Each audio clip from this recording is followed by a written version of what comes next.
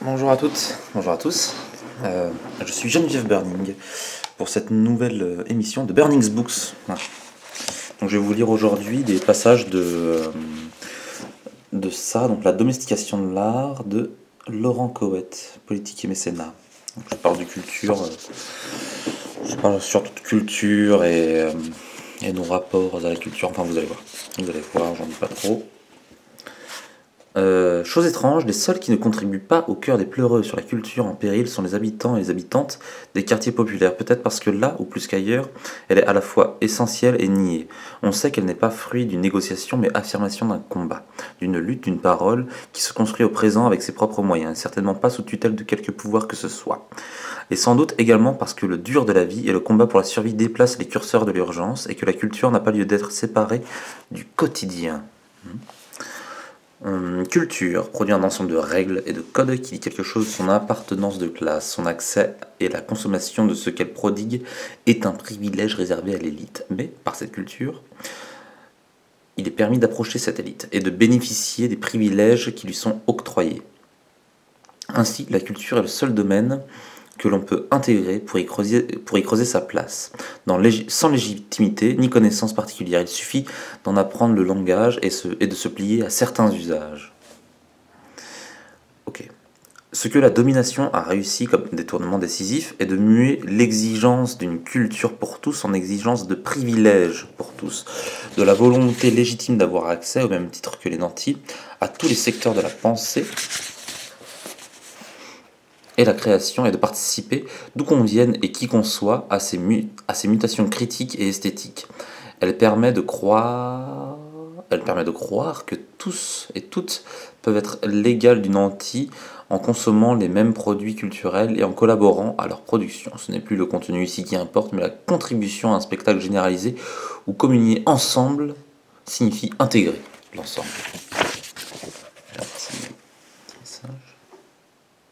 Ah ah. Bon. Oui, je fais du react sur mes mails en même temps. Hop. Ok. Chapitre 2, de l'artiste souverain à l'employé modèle. Le mot culture est employé ici dans son sens le plus trivial qui soit. Culture est un ministère. Voilà.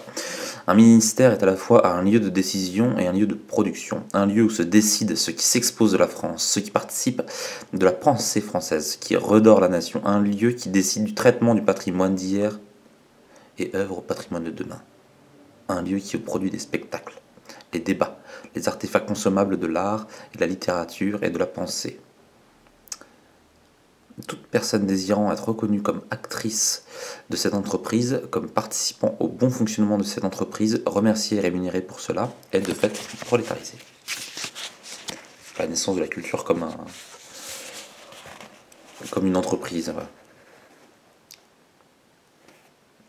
Certes, dans l'entreprise culture, comme je disais, les places sont chères, désirées, honorifiques. Elles sont toutefois ouvertes à qui se résout à prêter allégeance. La démocratie offre ainsi son lot de consolations aux victimes du système. Il va de soi qu'être rome, noir, arabe, musulman, avoir des parents ouvriers ou petits employés, cela se paie dès lors qu'on aspire à la reconnaissance. Mais n'est-ce pas la règle dans nos démocraties modèles qu'il faille travailler plus lorsque l'on vient de plus bas pour avoir accès à la même reconnaissance que les autres? Qu'il faille être plus droit que droit, plus blanc que blanc pour avoir les mêmes droits que les autres? Qu'il faille prouver et prouver encore et toujours son allégeance lorsque l'on vient de plus bas simplement pour espérer devenir un jour peut-être ce que les autres sont par la naissance? À qui n'est pas né chien mais veut rejoindre la meute, on demandera toujours d'aboyer plus et plus fort. Poète, artiste, même droit, même soumission.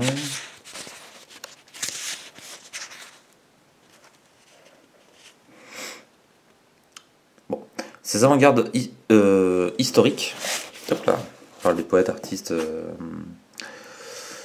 ouais, ça de Fluxus, un truc dans le genre, bon, bref. Ces avant-gardes historiques ont en commun une même dynamique, la volonté de concevoir une poésie totale qui peut s'exprimer hors du livre, du musée ou du théâtre, pour se mêler intimement à nos vies. L'institution ne retient quant à elle que ce qui demeure musifiable et spectacularisable, rejetant les scories irrémédiablement poétiques, c'est-à-dire inexploitables dans une logique économique ou propagandiste, dans les marges éditoriales. Très bien. Cette poésie, par sa façon d'échapper a tout pouvoir par sa façon d'être le moins possible du côté de l'achevé, pour se rapprocher du mouvement, par sa volonté de s'identifier à une pensée en action, se voit rejeté en marge des circuits de diffusion officiels, de l'art comme de la littérature. Ok. 4. L'art comme instrument de pacification. Tac, tac, tac.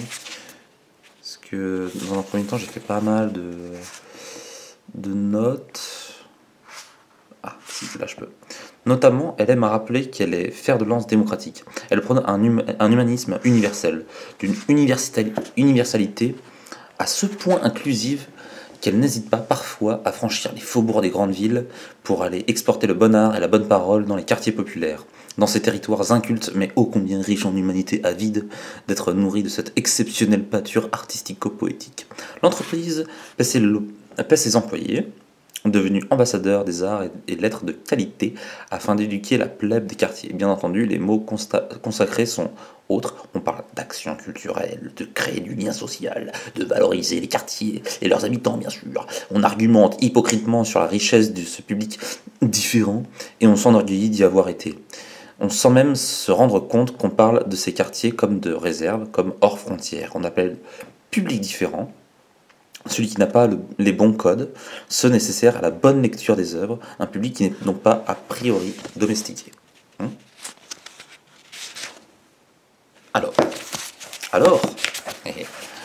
Alors, quelle peut être la place d'une artiste ou d'un poète, d'une poétesse, rémunéré par ce même État qui, en fait, je mets en inclusif de temps en temps, mais ça l'est pas de base.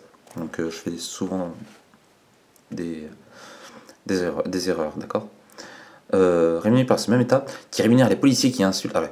Quelle peut être la place d'un artiste ou d'un poète rémunéré par ce même État qui rémunère les policiers qui insultent, frappent, emprisonnent et tuent? Ce même État qui, avec un cynisme imperturbable, déclare la guerre à la drogue pour chasser les petits dealers de quartier, tout en tirant profit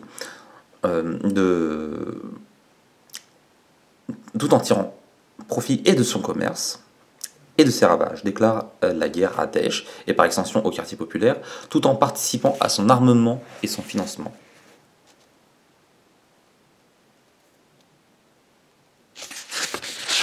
Je sais pas si je dis ça, c'est un peu long. Si.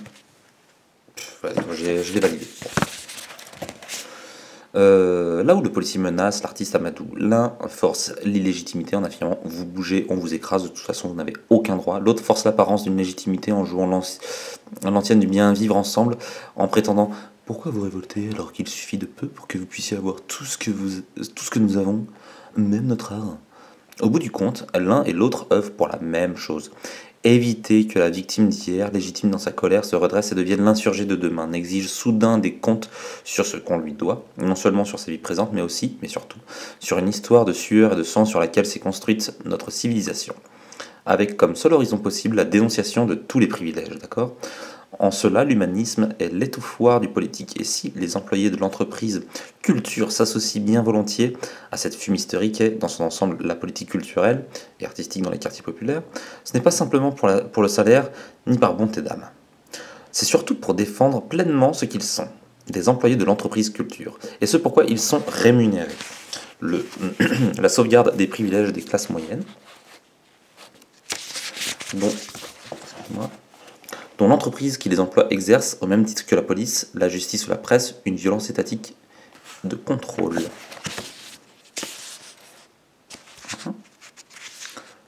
Art, fête et gentrification.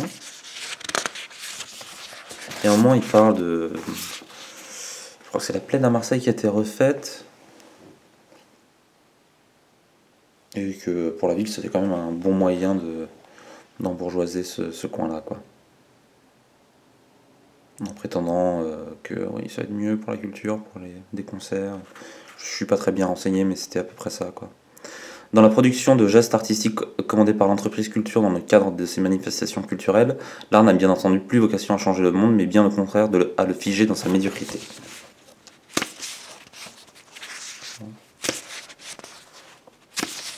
Ok. 6. L'artiste, nouvel agent du capital. Ok. l'artiste, le poète, doivent accepter que leur temps ne leur appartienne plus, soit dévolu à leur métier d'employé artiste, d'employé poète, que l'agenda de l'entreprise culture devienne leur agenda. Il leur faut répondre aux appels d'offres et, le cas échéant, être en mesure d'anticiper les attentes de l'entreprise. Ainsi, petit à petit, l'éventail de son savoir-faire et la fécondité de sa bibliothèque mentale ne sont plus au service du monde, mais de l'entreprise. Chapitre 7, les Beaux-Arts de Paris, de mai à mai. Ça cause... Alors... Oui, bon, il y a eu une... pendant Nuit debout, je ne sais plus en quelle année, je saute, ouais, 2016-2017, il y a eu l'occupation des Beaux-Arts de Paris, et là, ça cause. On avait rêvé un instant que ce bâtiment, idéalement situé à quelques encablures de l'Assemblée nationale, puisse être un lieu d'action, une sorte d'éclat lumineux du cortège de tête. On avait ainsi espéré la mise à disposition des ateliers du savoir-faire technique et créatif des étudiants et étudiantes au service de la communication et de la contestation. On avait imaginé ce temple de nouveau ouvert sur l'extérieur, enfin débarrassé de sa lourdeur symbolique pour se muer en commune.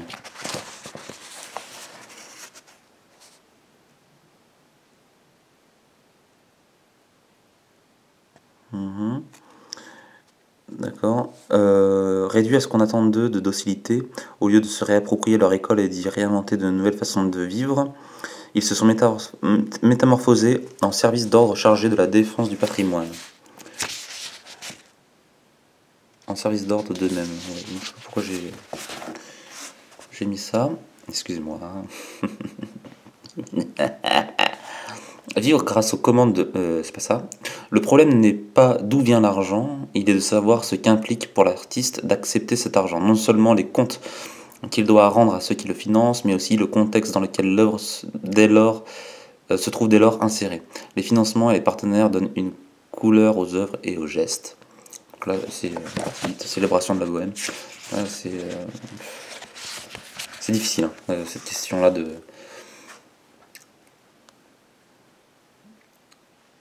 l'argent. Enfin, c'est un truc, c'est très français d'ailleurs de se poser cette question-là, mais pourquoi pas aussi, quoi.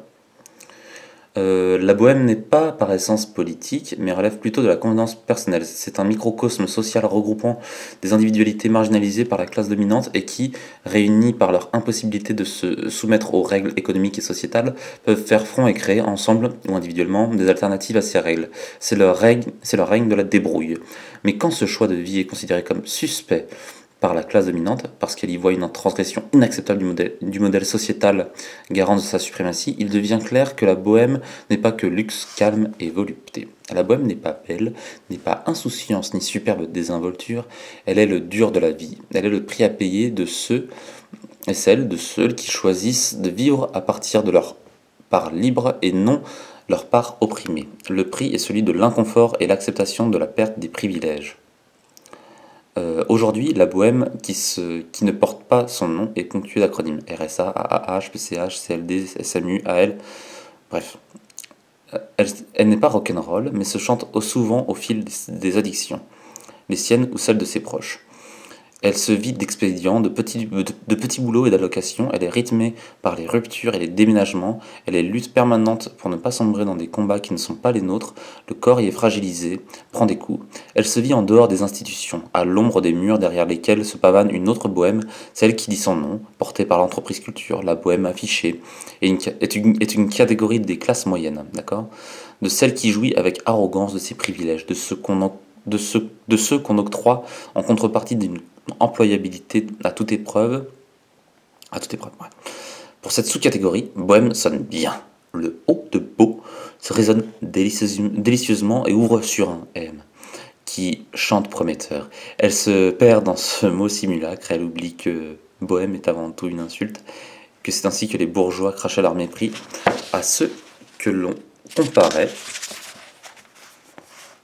il y a plusieurs siècles déjà, aux bohémiens. C'est moins que rien, elle oublie qu'aujourd'hui les bohémiens sont des Roms qui sont vraiment dérangeants avec leur pauvreté, leur mendicité, leurs enfants qui vous regardent manger vos chili con carne et boire vos mojitos en terrasse, les brasseries des centres-villes. Bref. Ces Roms, je rote totalement en lisant, ces Roms qui empêchent de bohémiser en paix. Intéressant ça, non?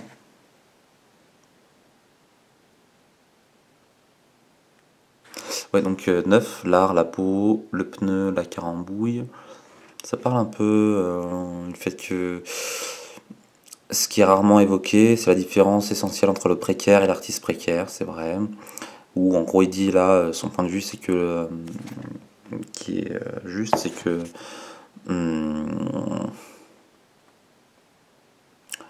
L'employé précaire reste un chômeur en devenir, le temps de trouver dans le meilleur des cas un autre emploi où il sera autrement sacrifié sur l'autel du profit, et l'artiste, lui, passe par la case intérim de le temps de vivre enfin de sa pratique. Celle pour laquelle chaque sacrifice est un investissement au profit de sa carrière. Certes, ce n'est pas simple, et le risque existe que les contraintes matérielles et le temps volé par le salariat aient raison de l'ambition initiale. Malgré tout, même s'il ne réussit pas à émerger, il reste un artiste, il mène un combat, ce dernier lui appartient, qui lui permet d'affronter autrement ce monde.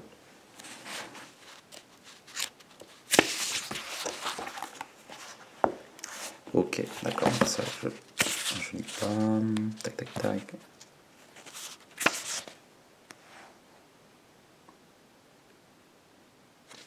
Ouais. Oups. Hop. Hop. Alors, bon. Parce que je suis à une main aussi, mais il y a des choses. Ah, oui. Ainsi, ces mêmes auteurs et artistes qui sont à l'avant-garde de la critique sociale en utilisant un outillage théorique emprunté à Bourdieu, Linhart, Marx, Debord, Curnier, Kurz et consorts, sont souvent timorés et pour le moins d'arrière-garde lorsqu'il s'agit de leur relation avec leurs propres employeurs. C'est toujours très, très rigolo ça. On a évoqué des figures qui sont comme ça, hyper... qui en leur temps étaient assez controversées. Alors que quand tu fais une expo qui est pas payée par exemple, on s'en fout, enfin on s'en fout. Je vous conseille de toute façon de lire, d'acheter ce livre. Déjà pour c'est à la Fabrique, donc c'est une bonne maison d'édition qui publie plein de textes comme ça hyper intéressants.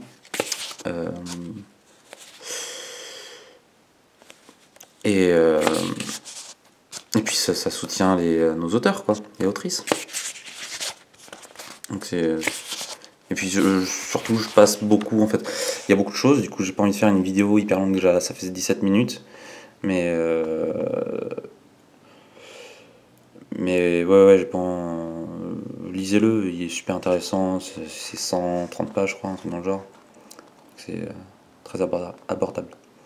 On aime l'humain, même le plus différent, même le plus sauvage, tant que le sauvage reste docile et ne cherche pas l'émancipation hors des réserves et des musées. Ok, ça c'est colonialisme contemporain et embrouillage artistique. Ça, hein, embrouillage artistique. Je passe, hein, mais lisez, super. Super livre. Surtout si vous êtes artiste ou si vous travaillez dans le secteur de la culture, quoi. Dans l'entreprise. Cette dimension contextuelle du geste artistique est inséparable de l'idée même de création contemporaine, puisque l'une de ses principales revendications est sa participation aux divers débats sociaux. Mal à bonheur. Alors là, on continue un petit peu sur les noms propres. Ça m'intéresse, moi. Mais afin de renforcer son geste et d'en déployer toute l'ampleur indocile et progressiste, il suffit à l'artiste d'habiller son travail d'un discours armé, où il peut afficher avec force son intention, donc antiracisme, liberté d'expression, combat contre la censure, plein de... comment dire... c'est plein de combats qui sont très justes et à la fois très abstraits. Contre le capital, enfin c'est très juste, mais c'est très abstrait aussi. Enfin bref. Il s'inscrit ainsi lui-même dans la lignée des artistes critiques, tout en établissant entre l'œuvre et le spectateur un dispositif anticritique. Pour ce faire, il n'hésite pas à citer des intellectuels considérés comme intouchables et déontologiquement irréprochables. Donc justement les mêmes qui, de leur vivant, étaient bien souvent bannis des institutions. Ces noms fonctionnent comme des balises qui auront pour fonction de protéger plus efficacement l'œuvre de toute atteinte critique. Cette pratique est doublement appréciée de l'entreprise culture comme des mécènes. Outre que cette pratique citationnelle donne du poids aux œuvres proposées, c'est vrai, elle offre l'illusion au pouvoir dominant d'enfin posséder, via des artistes, donc par une voie noble, des intellectuels nimbés d'une aura trouble. Ça c'est cool, je trouve, comme qu'il l'ait dit, quoi. Enfin, dont il sait confusément qu'ils lui sont irrémédiablement hostiles, c'est ça. Il possède ses adversaires, quoi. Ces noms résonnant dans leurs murs, la tentation est grande de les croire, in fine, domestiqués par leur père, neutralisés. Et de fait, on n'aura jamais autant entendu les noms de Deleuze, Guattari, Foucault, Debord, Bataille, Benjamin, Bourdieu, Barthes, Pasolini, Lefebvre, Marx, qu'à travers le réseau des galeries, institutions publiques et fondations privées, où ils sont utilisés avec une étrange et sordide délectation, qu'on se rassure, cela ne signifie pas pour autant qu'ils soient plus lus qu'auparavant.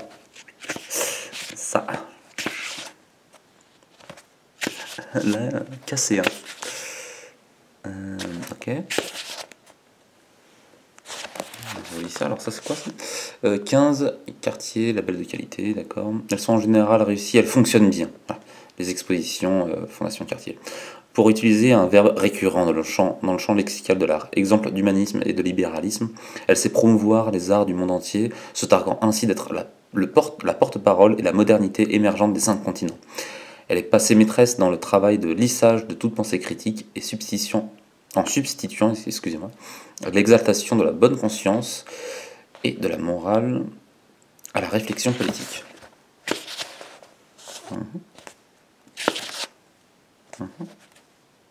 C'est maintenant. Ok, donc on approche de la fin, tranquillement. Tranquille, ça se trouve, il n'y a plus rien. Je sais plus où est-ce que j'en suis avec mes notes. 17 sorties poétiques par... Ah bah tiens, c'est la fin. Ça 130 pages. Je suis à la page 127, il doit rester 3 pages. Construire nos ailleurs, ici nous avons débuté ce nous n'est pas lyrique, ce nous est celui d'avant la séparation, c'est le nous constellé, celui des mondes et des formes, il n'y a pas d'art politique, il y a des escrocs, il n'y a pas d'art engagé, il y a des traîtres. Notre engagement à nous, nous qui voudrions bien nous reconnaître, donc c'est un texte, ça, pour le coup, de Justin Delaroche. Maintenant, c'est le désengagement total de nos corps au service des pouvoirs. Nos mouvements sont politiques, nos affinités sont politiques. Notre pouvoir, c'est le retrait. C'est cet ailleurs immédiat, précisément. Voilà. Il y a les annexes. Bref, j'espère que ça vous a plu. Ça dure 22 minutes. J'ai quand même pas mal coupé parce que j'ai fait j'ai pris beaucoup de notes. Et donc voilà, j'espère que ça vous a plu. Moi, je vous invite encore une fois à vous procurer ce livre. Ça pose des questions, ouais, sur pour les artistes qui sont susceptibles d'écouter ça, sur à quel point il faut se retirer des institutions. Comment c'est je pense que c'est une vraie question en fait. Savoir s'il faut se retirer des institutions ou alors les intégrer de manière critique aussi. Ou une des possibilités aussi, c'est qui n'est pas beaucoup utilisé, je trouve, en stratégie politique, militante, on va dire, dans le cadre de l'art, c'est l'infiltration. C'est infiltrer et bomber de l'intérieur, quoi. Un truc, enfin, vous voyez, quoi. Enfin, voilà. Je vous souhaite à toutes et tous une bonne soirée, bonne journée. Et n'hésitez pas, il y a beaucoup d'autres... et quelques autres vidéos sur la chaîne, où je lis des textes qui sont d'une même teinte, on va dire. Il y a des choses sur des artistes, d'autres sur des choses plus sociopolitiques, tout ça. Bref. A plus, tout le monde. Mes petits débris, cosmiques débris. C'est pas mal ça, hein. Je suis en train de chercher des trucs.